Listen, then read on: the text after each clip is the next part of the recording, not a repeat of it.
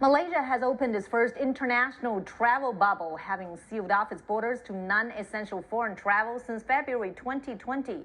It will be the island of Langkawi off the country's northwest coast, which was the first place to open to domestic interstate travel in September. Now, the tentative and phased reopening comes after Malaysia has reached a high level of vaccination against COVID-19. Rian Maelzer reports from Kuala Lumpur.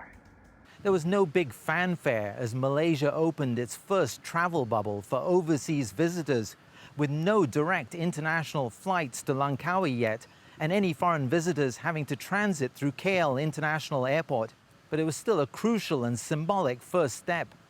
The resort island of Langkawi became the first domestic travel bubble in mid-September after a 9-month ban on interstate travel. After that proved a success, the government reopened internal borders for tourism last month. And now it's taking the tentative next step. It comes as Malaysia has fully vaccinated around 95% of adults, 80% of adolescents, and 3/4 of its total population, one of the highest rates in the world.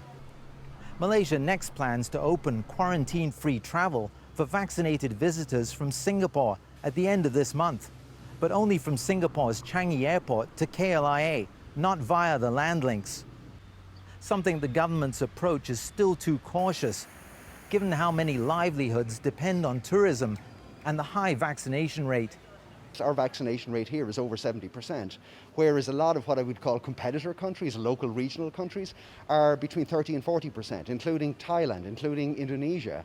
And in those countries, they're opening up for tourists, they're opening up for business, and this is what we need to do as well, in engendering confidence to those outside the country that Malaysia's open for business again.